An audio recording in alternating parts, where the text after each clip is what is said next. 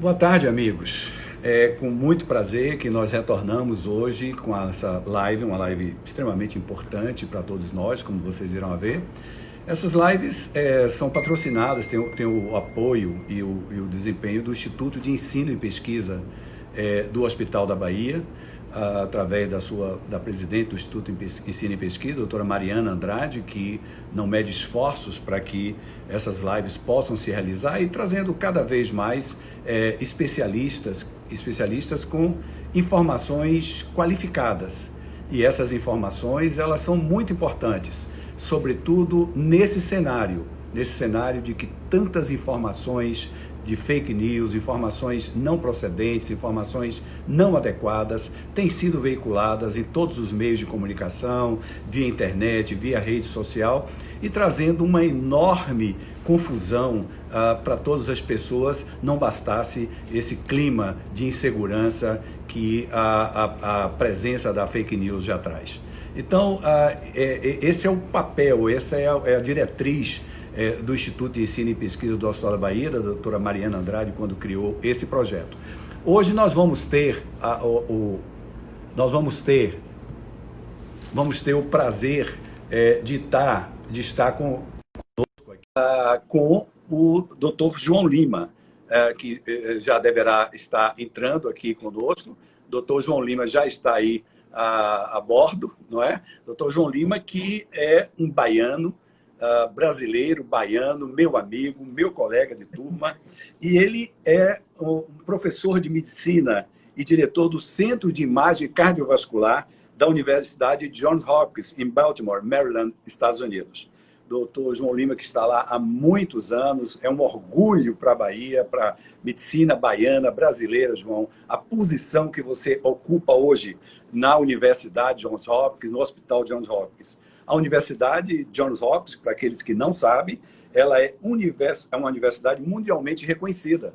E o Hospital Johns Hopkins é classificado há mais de 20 anos como o melhor hospital dos Estados Unidos. O fato de você ocupar um cargo de direção na imagem cardiovascular, numa instituição com esse perfil americano e esse perfil mundial, orgulha muito a todos nós e a mim, que tive o privilégio de ser seu colega, seu amigo, durante a graduação na Universidade Federal da Bahia. João, muito obrigado em nome do meu nome, do Instituto de Ensino e Pesquisa, da Mariana, por ter aceito esse convite. E obrigado também em nome de todos aqueles que estarão participando dessa live e absorvendo os conhecimentos que certamente você trará diretamente aí de Baltimore, nos Estados Unidos, para nós aqui no Brasil e na sua querida Bahia, tá certo? Então, eu abro os microfones para que você possa nos cumprimentar e, em seguida, nós daremos sequência, então, às questões que nós iremos produzir e também iremos absorver das pessoas que estão acompanhando essa live. João, por favor. Jadelso, primeiro de tudo, muito obrigado por essa oportunidade de poder falar a meus colegas de Salvador, e num momento crucial como esse, é uma oportunidade única e eu lhe agradeço muito. Nós fomos colegas de turma, como você mencionou, e o orgulho é todo meu de ter sido da Universidade Federal da Bahia e de ter aprendido medicina no Hospital das Clínicas. Mas estamos aqui para conversar com você e repartir conhecimentos, observações sobre esse momento bem único e bem difícil que todos nós estamos atravessando. Perfeito. João, então vamos lá. Vamos iniciar então o nosso papo, né, com algumas questões que são relevantes e que certamente irão trazer conhecimento para as pessoas que estão agora nos acompanhando. Nós temos aqui no Brasil a visão de que os Estados Unidos, a pandemia nos Estados Unidos, está há 2 meses na nossa frente, à frente do Brasil. Isso porque a curva de crescimento nos Estados Unidos começou exatamente há 2 meses antes da curva de crescimento aqui no Brasil. Como é que você vê essa curva de crescimento? Como é que você vê a situação nos Estados Unidos da pandemia Covid-19 nesse momento, João? Olha, Jadelso, aqui nos Estados Unidos, a entrada do vírus ocorreu de duas maneiras. Então, a cepa chinesa foi que entrou primeiro na costa do oeste, mas a grande penetração veio da Europa, principalmente da Itália, para Nova York. Então, na costa leste, nós estamos, na realidade, há 2 meses na frente de Salvador, embora a epidemia nos Estados Unidos está marchando da costa leste para a costa oeste, de sorte que, por exemplo, o Texas e a Califórnia estão aumentando agora e é possível que estejam assim no mesmo estágio que a epidemia está em Salvador.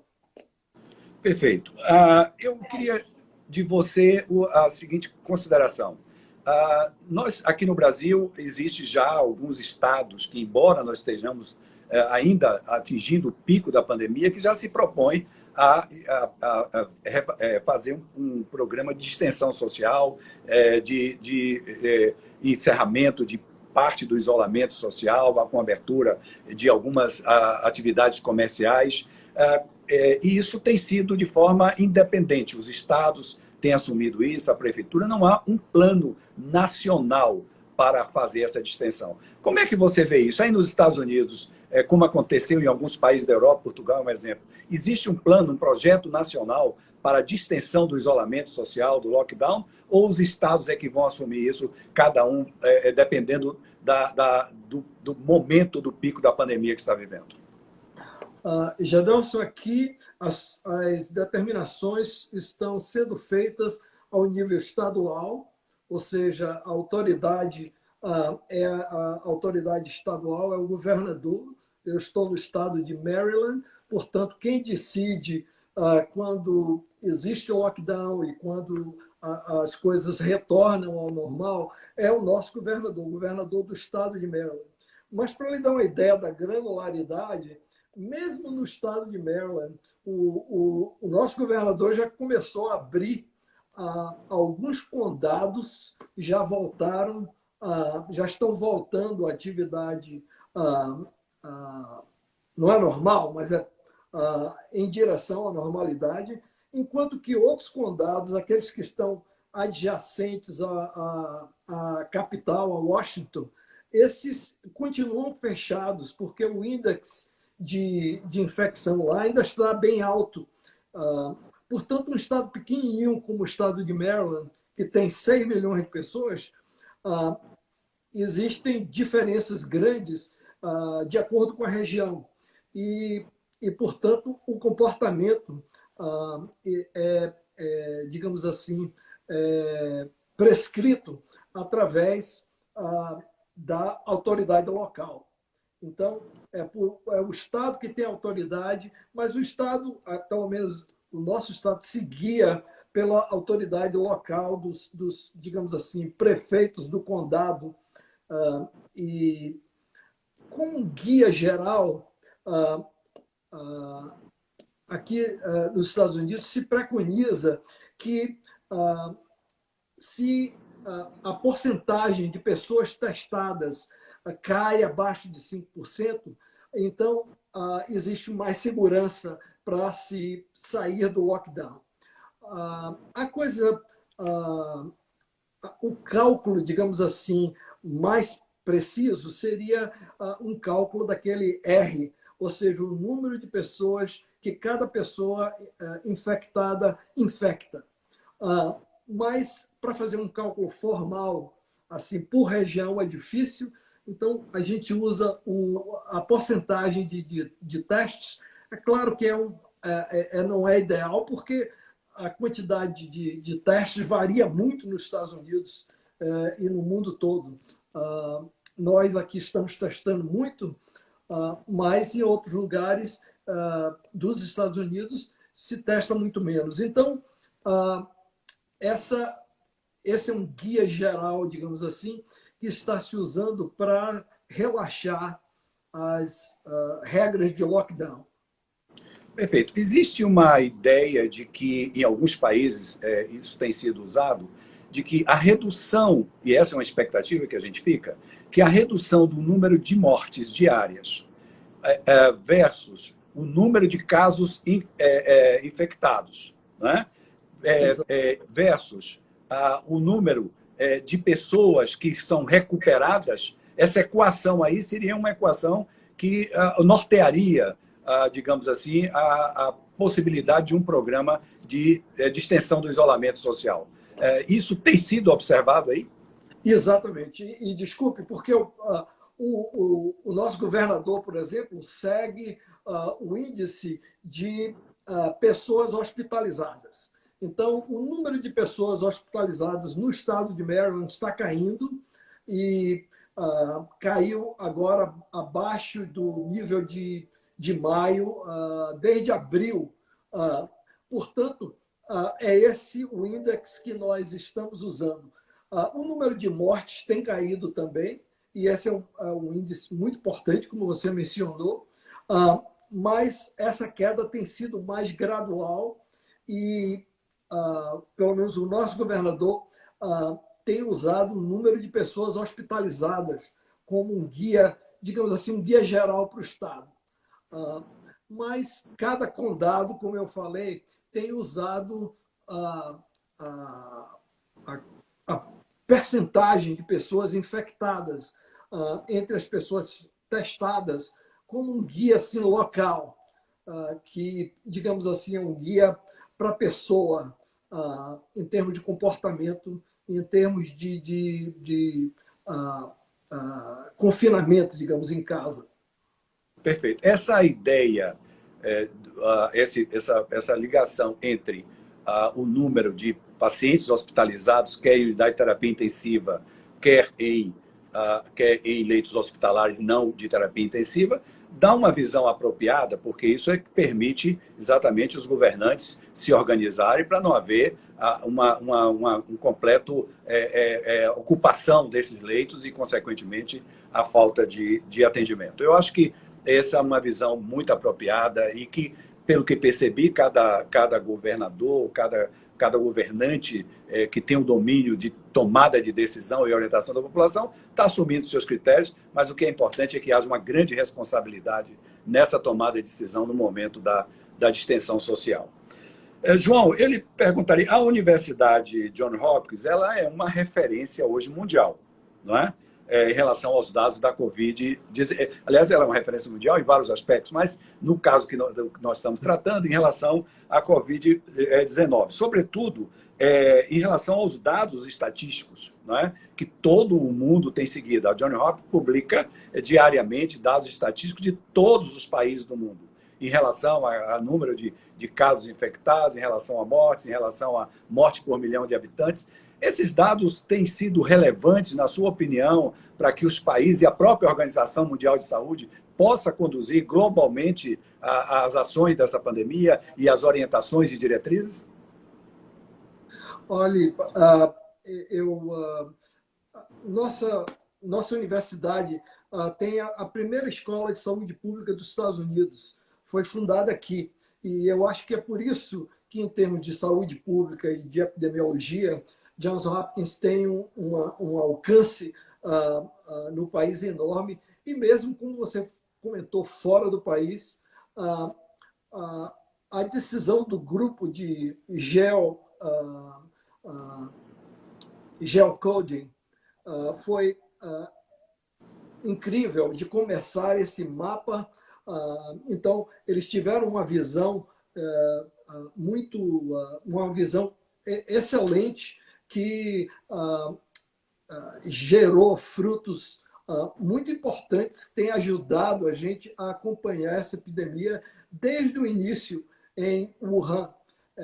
O trabalho da doutora Lori Gardner e do seu time, basicamente, que colocou essa ferramenta de forma pública, de sorte que tem nos ajudado muito nos Estados Unidos, e eu acho que tem ajudado também a todos os países, porque nós recebemos um bocado de perguntas e referências a essa ferramenta estatística do grupo de geocoding daqui da Johns Hopkins.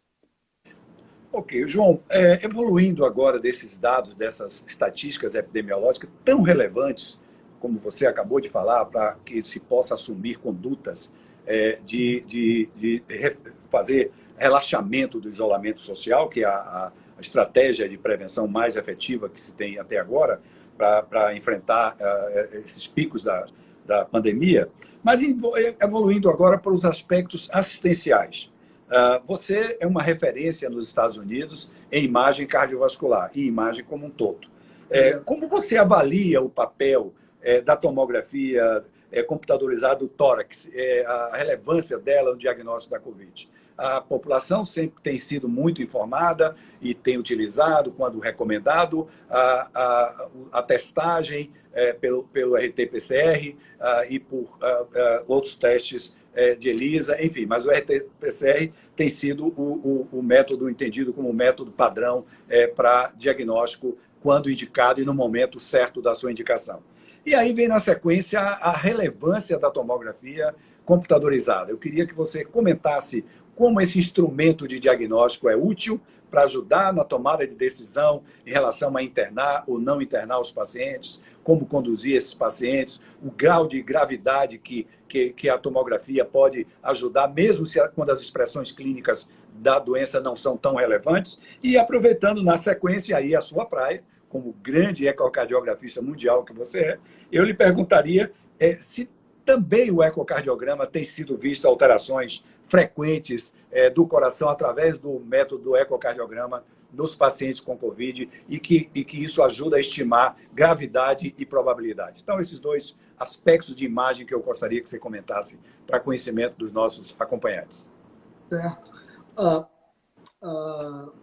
No nosso sistema, nós temos 5 hospitais aqui em Maryland. Tem um outro hospital infantil em Flórida, mas eu só vou falar dos 5 hospitais em Maryland. É o nosso sistema.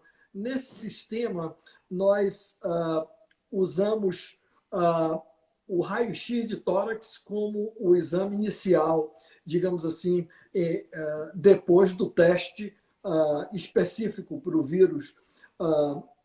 E digamos assim, essa avaliação inicial é a avaliação que determina se o paciente vai ser seguido em casa, se o paciente vai ter um CT do tórax, ou se vai ser admitido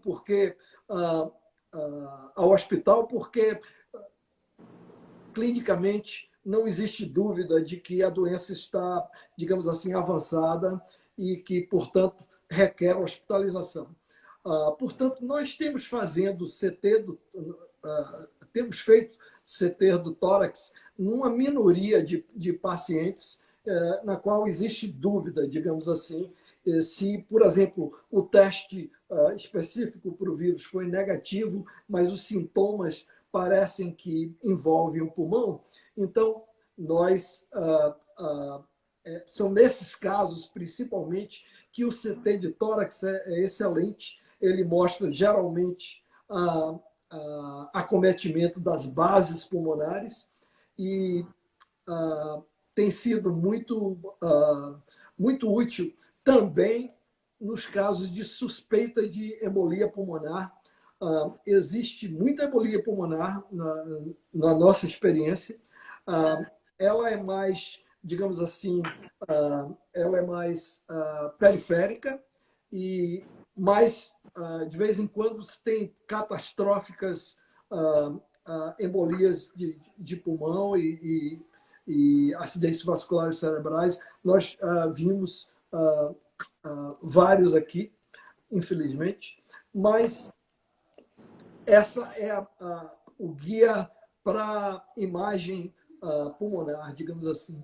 Para a imagem do coração, como você disse, é o ecocardiograma que está sendo usado, que nós usamos com muito mais frequência, e o que determina quem vai ter um ecocardiograma é digamos assim, o nível de troponina, nós usamos muito como indicador, ou se tiver alguma outra questão do paciente estar com insuficiência cardíaca, por exemplo.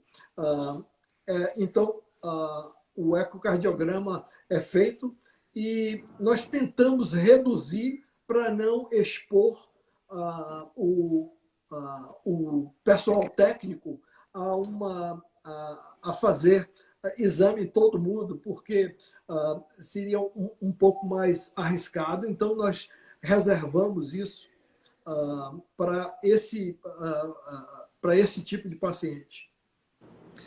João, todas as vezes, nesses momentos que a gente faz essas lives, então, uma coisa que as pessoas começam muito a perguntar, e tem chegado aqui já várias perguntas sobre isso, envolve dois aspectos. Um deles são os testes. Nós começamos a falar já de paciente internado, com tomografia, ecocardiograma, mas você mencionou quando o paciente é testado, e você falou que aí nos Estados Unidos vocês testam e testam muito. Quais são os testes? Você podia nos falar um pouco sobre esses testes de screening populacional que vocês fazem em relação a testes rápidos, teste de ELISA e GGGM e o teste padrão, que é o teste RT-PCR. Dê uma visão de como isso é feito aí nos Estados Unidos, por favor. Certo. Nós usamos basicamente o teste padrão. E aqui o estado de Maryland é um pouco, digamos assim, especial no sentido de que um pouco diferente de que nós estamos testando mais do que nos outros estados, porque houve, do que Nova York, por exemplo, porque houve um tempo para se conseguir digamos assim, um arsenal de testes suficiente. Então, o teste padrão é o que é usado. A gente sabe que tem uma porcentagem de falso negativo em torno dos 20% ou 25%. Portanto, nós reservamos a acuidade clínica como a última decisão, por exemplo, de admitir o paciente ou não, de mandar para o raio-x ou não, ou de mandar para o CT ou não. Então, é o médico que admite o paciente que faz aquela decisão. Mas o teste que nós usamos é o teste padrão. E é baseado em se detectar o RNA do vírus, como você... Nós estamos muito interessados nessa questão de testar os anticorpos. Então, está disponível aqui quem quer, por exemplo, entre nós da universidade, ou digamos assim, as pessoas que são empregadas da universidade e que querem ser testadas do ponto de vista de anticorpo, você pode pedir esse teste, o seu médico tem de pedir esse teste no momento. Nós estamos vendo que existem vários estudos de população, começou em Nova York, com uma taxa de cerca de 20% das pessoas, ou mais, entre 20% e 25% das pessoas na cidade de Nova York têm anticorpos contra o vírus, ou seja, foram expostas ao vírus. E no estado de Nova York, 14%. Eu estou dando essas estatísticas porque em Califórnia a taxa era 3%, 4%.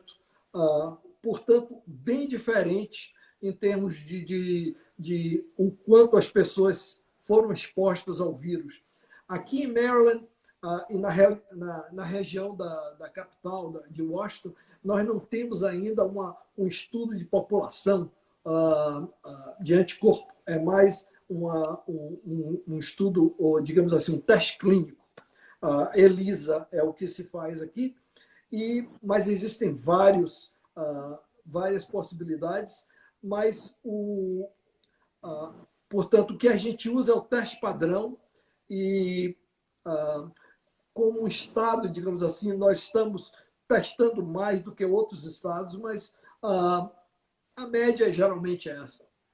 E o que você, só para esclarecer para o público mais leigo, o que você chama de teste padrão é o teste RT-PCR, que é o teste conhecido como teste aqui no Brasil, o teste do SWAB, não é? Que é aquele que é colhido o material da orofaringe e do nariz, não é? É o teste que é considerado o teste padrão, embora você mencionou uma situação interessante, é que esse teste tem uma sensibilidade, especificidade determinada e pode haver também falsos negativos e é preciso que a população tenha esse conhecimento dessa possibilidade.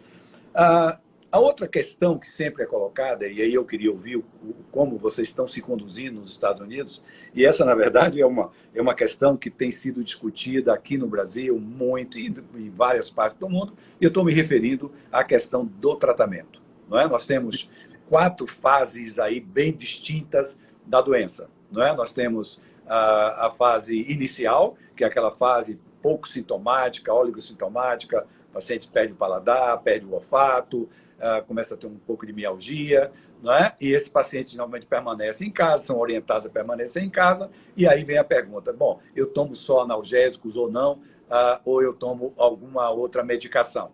A segunda situação é aquela que ele já vem sintomas mais pertinentes, febre, adinamia, começa a falta de ar associada e o paciente começa a ter desconforto e vai ao hospital. No hospital, ele é decidido, através da avaliação clínica de sintomas e de exames, se ele permanece ou não internado.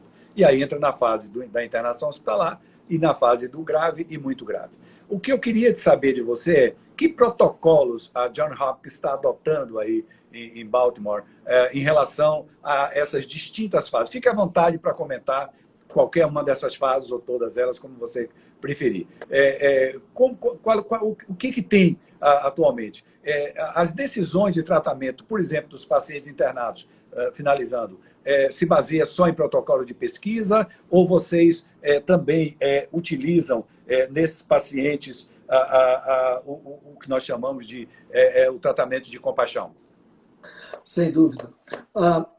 Olha, essa é uma pergunta que é importantíssima e, na realidade, há uma evolução do que se fez aqui. Não é? No início, como geral, por exemplo, em Johns Hopkins, quando o paciente está estável e pode ser encaminhado a ser seguido por domicílio, mesmo que o teste seja negativo, mas que o médico suspeita que é infecção pelo Covid-19, e a ideia, então, é de se seguir esses pacientes, e essa é uma mensagem importante para o público, é de, se você é negativo, mas foi testado, é ótimo ter em mente de que se as coisas piorarem, você deve entrar em contato imediatamente de volta, e essa possibilidade de contato, digamos assim, ter uma maneira de contactar o médico facilmente é muito importante. Nós não recomendamos nenhum tratamento específico para as pessoas que estão estáveis. Existia, no princípio, muitas pessoas que solicitavam ser tratados pela hidroxicloroquina, porque foi aprovada aqui para o tratamento, mas um tratamento de compaixão, porque não há dados que como é que se diz, que crie nenhuma base para esse tratamento. Então, o que a gente observou é que existem muito menos pessoas muito ansiosas por receber hidroxicloroquina. Nós não recomendamos o tratamento pela hidroxicloroquina ou por qualquer outro antiviral específico no momento. Agora, se o paciente está internado, nós participamos do ensaio maior que aconteceu aqui nos Estados Unidos, sobre a direção de um colega do Instituto Nacional de Saúde, do Redensivir. E, portanto, para os pacientes que estão internados e que estão mostrando sintomas de que a doença está progredindo, Redensivir tem sido a opção mais que foi que foi mais usada aqui. Embora tenham tido outros tratamentos também, mas todos eles experimentais e na base de ensaios clínicos. Tratamentos de drogas que foram desenvolvidas para o HIV, mas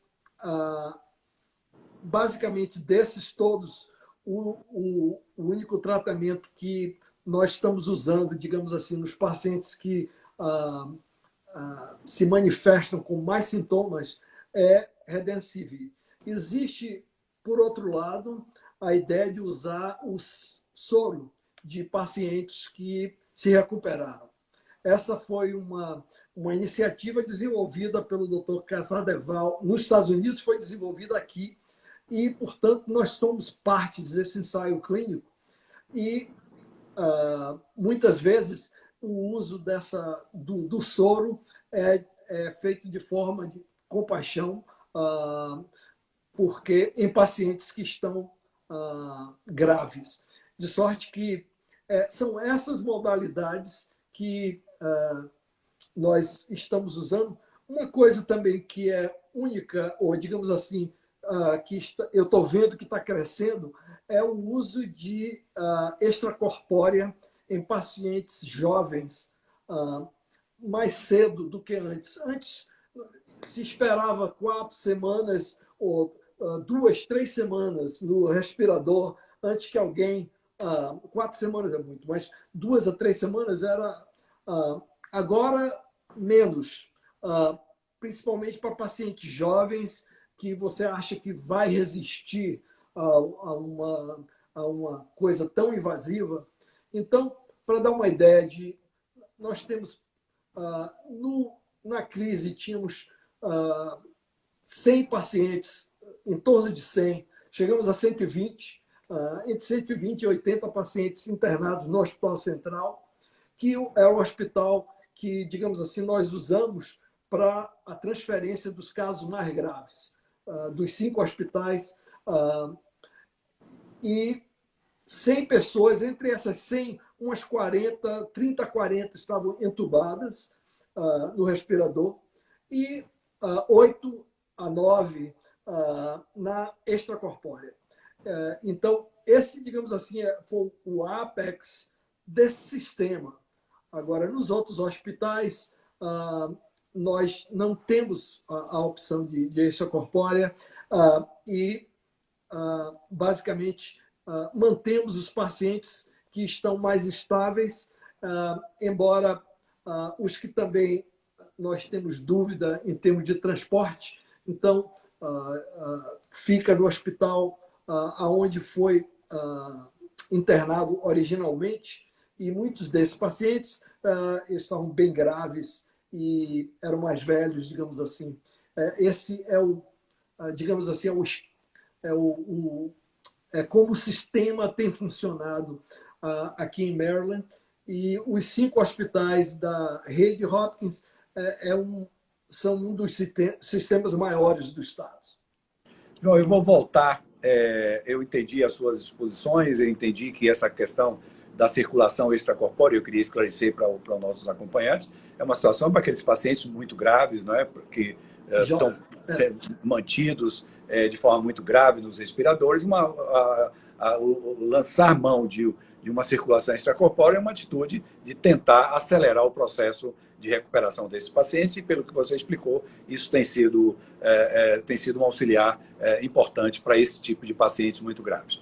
Mas as perguntas sobre tratamento continuam, e eu queria que você respondesse de forma objetiva aí nos Estados Unidos. Nós já tivemos, na semana passada, uma visão aqui do Brasil, que nos foi trazido por nossa última entrevistada, a doutora Ludmila Já, que você conhece, do Hospital das Clínicas de São Paulo. E então, vou fazer a pergunta. A ivermectina, pelo que eu entendi, não há evidências científicas, nem mesmo aí nos Estados Unidos, de que ela deva ser utilizada em nenhuma das fases. É essa a posição, ou existe alguma outra situação nos Estados Unidos em relação à ivermectina que não tem ainda chegado para a gente? O ensaio clínico está sendo feito aqui em Hopkins. de sorte que nós não usamos como tratamento clínico. Existe a possibilidade digamos assim, esse ensaio clínico é oferecido a pessoas geralmente que são admitidas no hospital, mas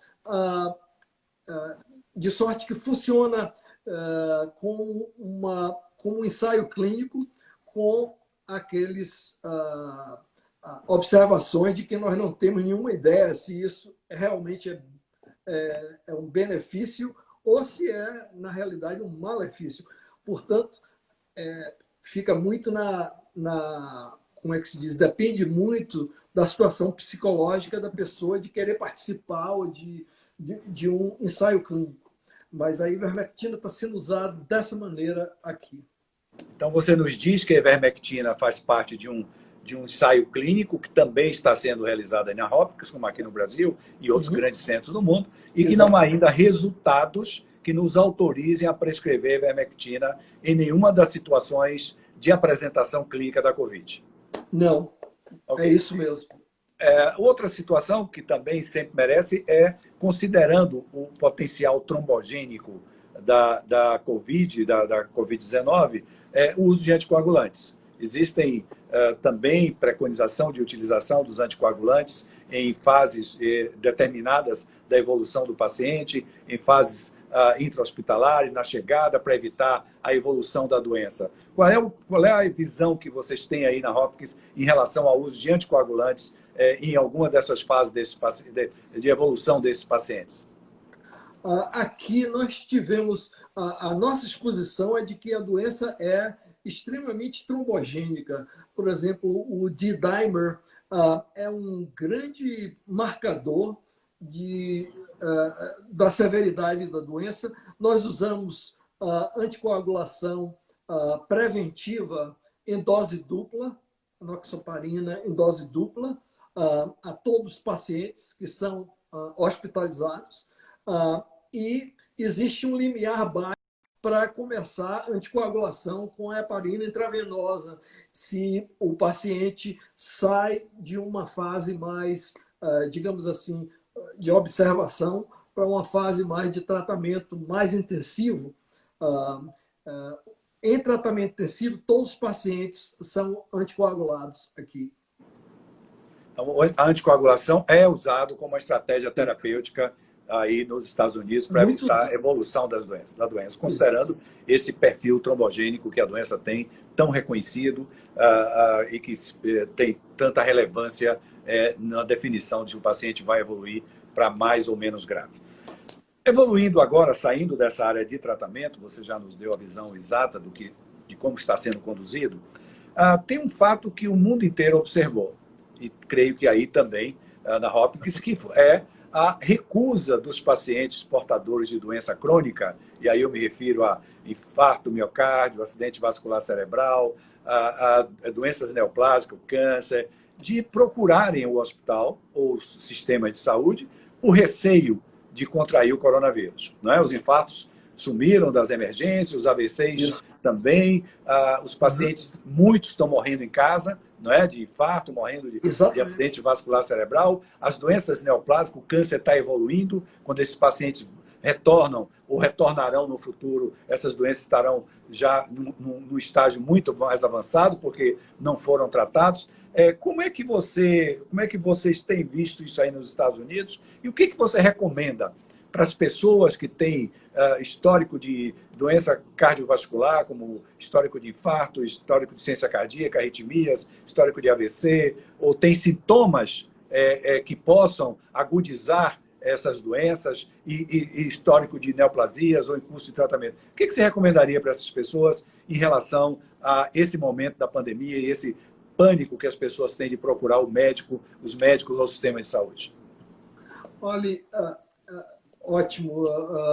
Essa é uma coisa tão prevalente aqui, esse sentimento, porque todo mundo sabe que os hospitais estão atendendo principalmente aos pacientes com Covid-19. Nós temos um hospital, por exemplo, em Washington, que é basicamente só para a Covid-19, mas mantivemos, por outro lado, um outro hospital no sistema, onde basicamente se atende pacientes com Covid, mas a maior parte das funções são, digamos assim, direcionadas aos pacientes que não têm Covid-19, que a minha recomendação seria de não deixar a situação ficar de forma muito avançada, e que o conselho médico é muito importante. E aqui está acontecendo muito o conselho eletrônico. Portanto, em cardiologia, 95% das nossas consultas são eletrônicas no momento. Portanto, os pacientes têm se guiado muito através de vídeo e também do telefone, principalmente para os mais velhos. Mas agora, cada vez mais, está se usando vídeo, inclusive os estados, porque aqui nos Estados Unidos as leis são estaduais e, portanto, a sua licença médica como é que se diz, circunscrita pelo Estado, mas abriu-se as portas aqui para que as pessoas possam ter telemedicina à distância.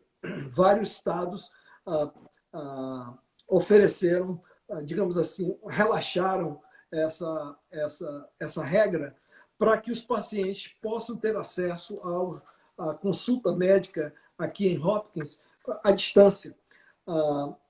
Elas vão voltar, essas regras vão voltar, mas no momento houve isso, e o meu conselho seria aos pacientes não deixarem as coisas se agravarem e consultarem o seu médico de forma como você faria se a epidemia não estivesse tão severa. E dessa maneira, é o médico quem decide, digamos assim, ou quem ajuda o paciente a decidir o risco-benefício de se ir ao hospital e receber tratamento e não se ir ao hospital. Por exemplo, em termos de eletivos, nós mantivemos a TAVR para pacientes que estão muito avançados. Isso continuou a ser feito. Nós continuamos a fazer transplante cardíaco, mas como você mencionou tão bem, Jadel, o número de infartos, o número de AVCs, de acidentes vasculares cerebrais, diminuíram, principalmente nas pessoas idosas, e digamos assim, a morbidade a domicílio aumentou. E, portanto, é essa situação que nós vivemos. Agora nós estamos aqui voltando, mas nós já estamos fazendo procedimentos eletivos, e essa é outro conselho, é de estar em contato com o seu médico, porque as listas ficam muito grandes ao retorno, e é muito importante que o seu médico saiba, digamos assim, quem é que está mais grave, quem é que deve vir primeiro, e fazer uma espécie de estratificação de risco. É muito importante que você esteja conectado com o seu médico. Isso é relevante no Brasil, as consultas por telemedicina. O Conselho Federal de Medicina ainda não havia liberado, mas com o advento da Covid e as necessidades que surgiram, o Conselho liberou, e eu concordo, e esse é um instrumento muito, muito importante nesse momento, como será. É uma conquista tecnológica que não tem como não permanecer, né, para atendimento a esses pacientes. Eu tenho usado isso para me comunicar com meus pacientes. E o que é importante, e você frisou muito bem isso, João, é que os seus pacientes não se afastem das orientações dos seus médicos, dos serviços médicos, mesmo nos serviços públicos, que busquem as suas orientações, as informações, porque os seus tratamentos têm que continuar. E um fato relevante é que, no pós-pandemia,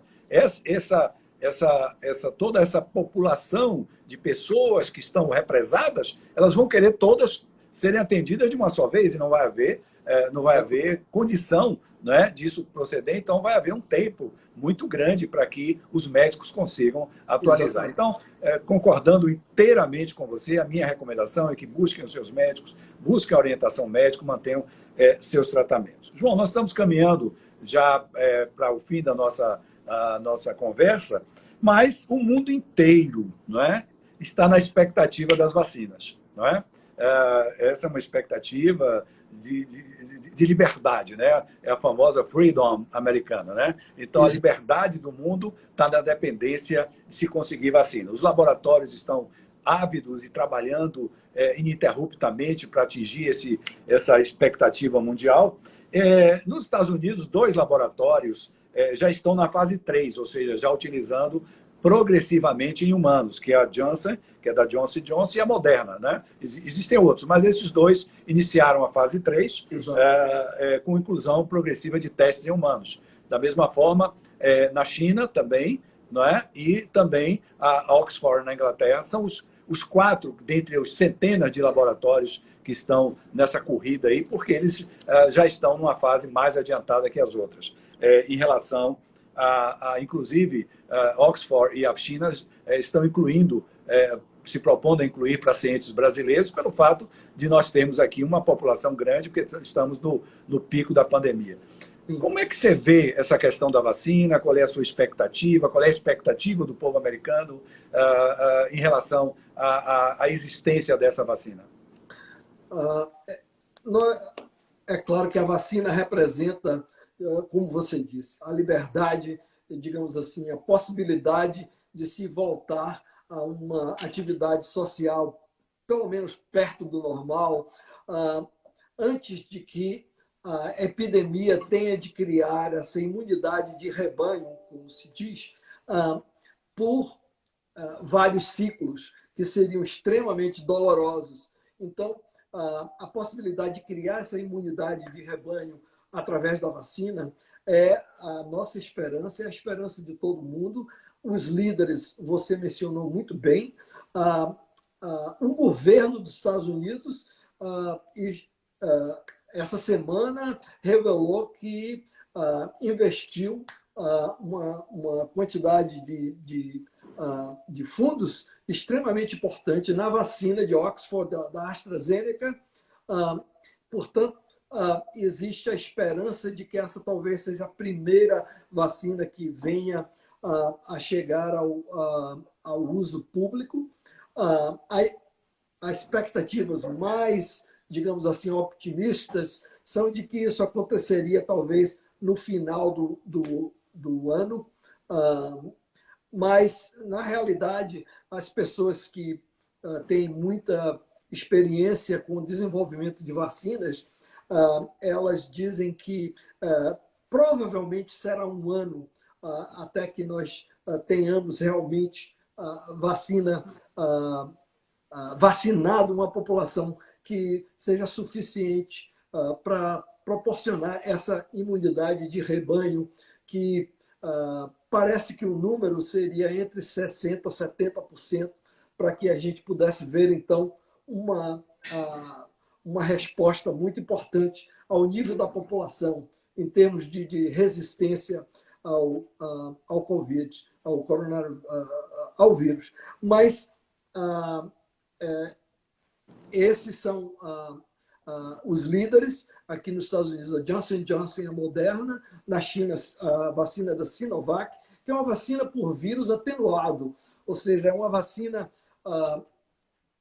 feita da maneira tradicional, enquanto que essas outras são mais baseadas em desenvolver anticorpos contra aquela proteína spike a proteína do spike, que é a proteína que habilita o vírus a entrar na célula, porque isso você pode fazer de forma mais rápida.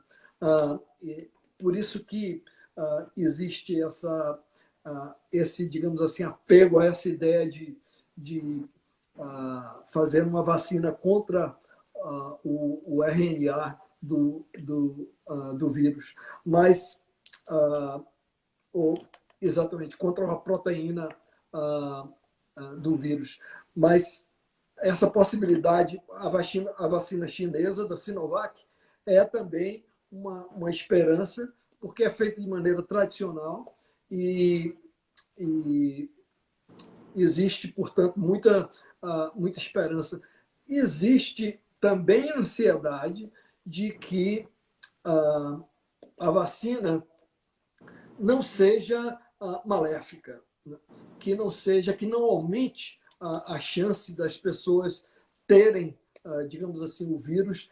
Isso é uma hipótese muito improvável para o coronavírus. Isso acontece mais com doenças como dengue, por exemplo, os flavavírus, é o que os meus colegas das doenças infecciosas aqui nos dizem, que essa possibilidade é muito pequena, mas fica na cabeça de todos nós que é preciso temperar a esperança e o entusiasmo com um teste realmente, um teste rigoroso, para que a gente possa, então, estar na situação de dizer, olha, isso é realmente de benefício inestimável e deve ser aplicado a todo mundo.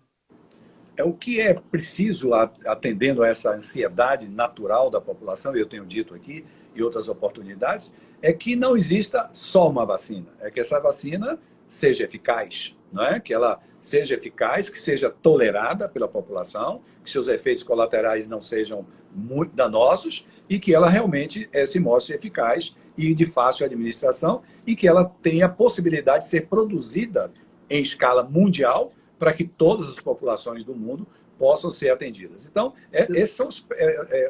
contra isso e contra esse tempo que os laboratórios estão lutando. Evidentemente que, considerando o fato de ser uma pandemia, alguns preceitos estão sendo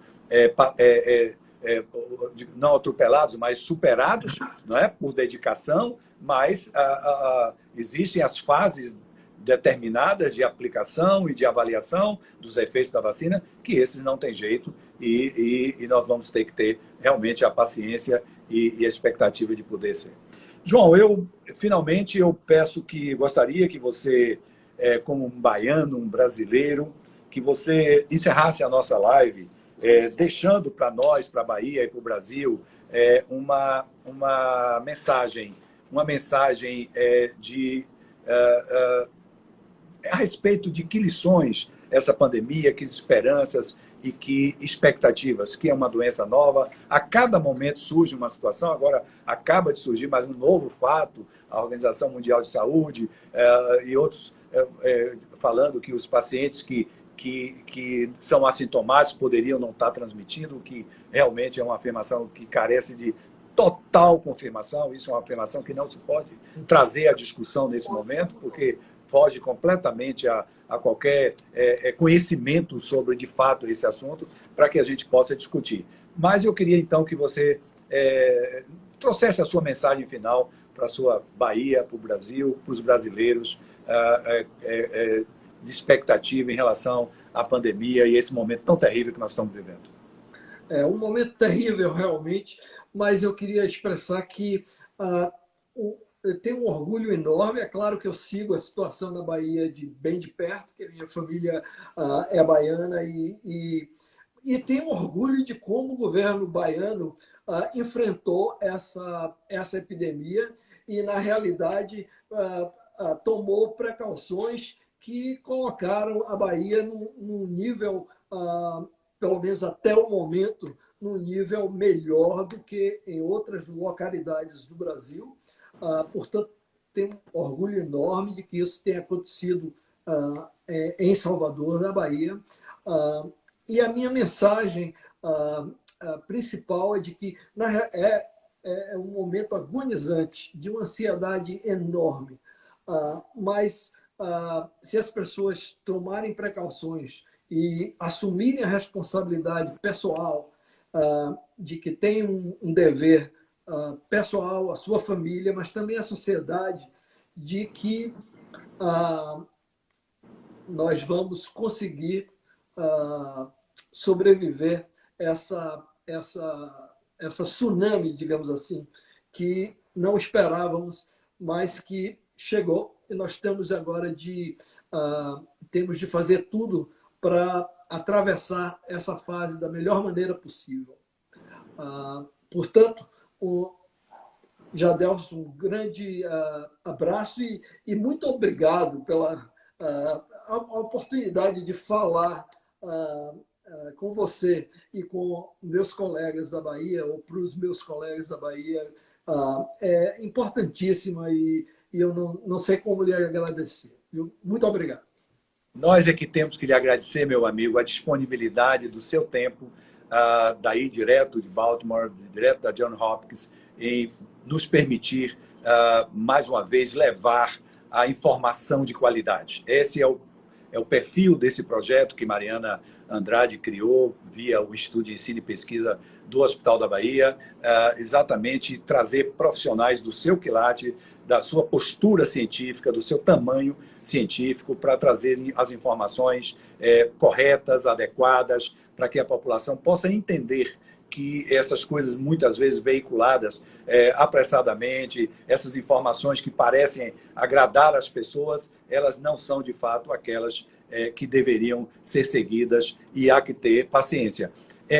Quando nós falamos em ensaios clínicos, resultados não chegaram, é porque a doença é nova, ela tem 6 meses de evolução e os estudos estão correndo e é preciso que esses resultados apontem que direção a ciência deve tomar. As evidências científicas é o norte da conduta médica adequada, e é isso que nós estamos procurando trazer quando trazemos pessoas com a sua formação e a sua informação científica para essas lives. Muito obrigado, e eu me despeço de todos, agradecendo a paciência e a participação de um grande número de participantes. A Tânia está lhe mandando aqui um abraço, e eu estou lembrando das nossas apostilas, não é? Do curso médico. Exato. Eu mencionei para a Mariana hoje, e ainda agradeço a ela, a Tânia, e um abraço. Obrigado. Um abraço, amigo. Obrigado. E considero encerrada a live. Obrigado, querido. Tchau, tchau. Tchau.